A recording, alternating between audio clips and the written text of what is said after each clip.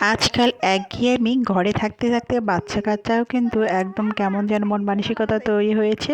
ঘর থেকে বাইরে বের হতেই চায় না। তো আজকে ঘর থেকে বের হওয়ার জন্য একটা নতুন উদ্যোগ নিলাম। আসসালামু আলাইকুম এভরিওয়ান, আবারও নতুন ব্লগে আমি আপনাদের সামনে।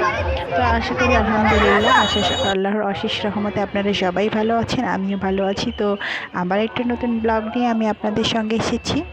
তো সবার কাছে একটাই আমার প্রথমে অনুরোধ থাকলো যে আমার যদি ব্লগটা কোথাও কোনো দিক থেকে আপনাদের এতটুকু ভালো লেগে থাকে তো অবশ্যই আমার চ্যানেলটা ঘুরে আসবেন সব সময়, এবং আমার চ্যানেলটাকে অবশ্যই সাবস্ক্রাইব করে আমার পাশে থাকবেন।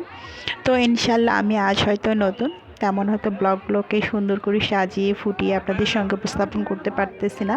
তবে ইনশাল্লাহ নতুন পথযাত্রা একটু বিরক্তিকর হলেও কিন্তু সময়ের সঙ্গে সঙ্গে তা কিন্তু খুব সুন্দর এক পর্যায়ে উপস্থাপন হয়, এটাই স্বাভাবিক। তো এই তো বাণিজ্য মেলায় চলে এসেছি। 1 মাস মেয়াদি আমাদের জেলাতে গাইবান্ধাতে বাণিজ্য মেলা শুরু হয়েছে। তো এই বাণিজ্য মেলাতে এসেছি।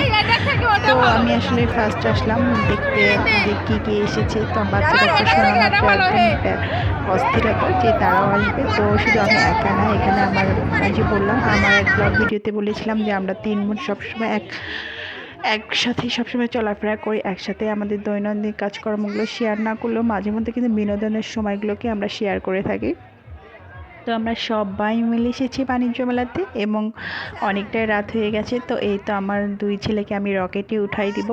তো আসলে ওরা যেমনটা এনজয় করতে যাচ্ছে আবার ভয়ও পড়তেছে, 1 পা 2 পা করে আগাচ্ছে আবার পিছাচ্ছে, যদিও টিকিট অলরেডি কেটেই ফেলা হয়েছে। কিন্তু তারপরে কোনো উপায় নেই, বললাম যে একটু সাহসিকতা দেখাতে হবে। আর আমি যদি আমার বাচ্চাকে সুন্দর বিনোদন দিতে পারি তবে ইনশাল্লাহ ওদের কিন্তু মানসিক প্রফুল্লতাটা বৃদ্ধি পাবে। আর একজন মায়ের কিন্তু উচিত সারাদিন কর্মব্যস্ততার মাঝেও তার সন্তানকে সুন্দর একটা বিনোদনের জায়গা করে দেওয়া, তাদের মানসিক মানে যে সেটাকে সুন্দরভাবে উপস্থাপন করা। আসলে বাচ্চা কাচ্চার সঙ্গে আমাদের বন্ধুসুলভ আচরণ করা উচিত। একজন বাচ্চার সঙ্গে একজন মা যখন বন্ধুসুলভ আচরণ করবে তবেই না কিন্তু সেই বাচ্চাটা কিন্তু তার মাকেও বন্ধু হবে, সব দুঃখ কষ্টগুলোকে, খারাপ লাগা ভালো লাগাগুলোকে শেয়ার করতে শুরু করবে। তো যতটুকু আর কি চেষ্টা করতেছি। তো ঘুরে ঘুরে সব কিছু দেখাচ্ছি বাণিজ্য মেলাতে কী হয়েছে কী আছে।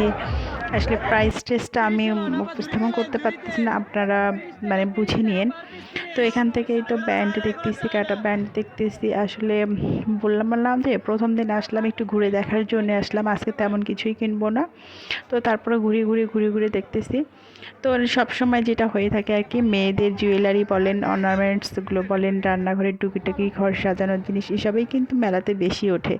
কিন্তু মেলাতে কিন্তু মেয়েদের চেয়ে ছেলেদের সংখ্যায় দেখেন কতটা পরিমাণ বেশি। আজকে তাদের বলবো শুক্র শনি তো অফডে, জানেন তো সাপ্তাহিক ছুটির দিন বাচ্চা কাচ্চার, এই জন্য অনেক গার্ডিয়ানরা এসেছে তার বাচ্চা কাচ্চাকে নিয়ে। তো আসলে এতটা ভিড়, কোথাও দাঁড়িয়ে খুব সুন্দরভাবে যে কোনো শ্যুট করবেন বা কোনো পিক আপলোড করবেন তার কোনো উপায় নেই।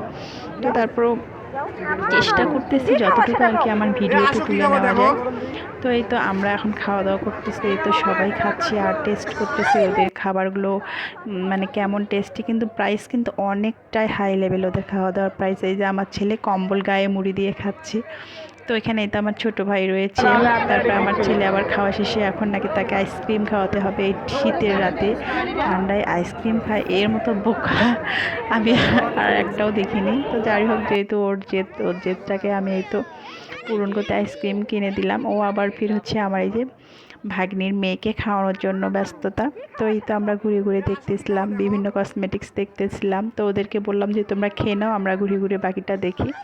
তো আসলে আরও অনেক কিছুই আমার ভিডিওতে আনতে চেয়েছিলাম, কিন্তু এতটা প্রচুর পরিমাণ গ্যাঞ্জাম, যার কারণে ক্যামেরাটা ওপেন করতেই পারছিলাম না ধাক্কাধাক্কির কারণে। তো এই তো আমরা কিন্তু এখন বের হচ্ছি ধীরে ধীরে, একটু একটু করে 1 পা 2 পা করে বের হচ্ছি, কারণ আসলে থাকা যাচ্ছে না। যত সময়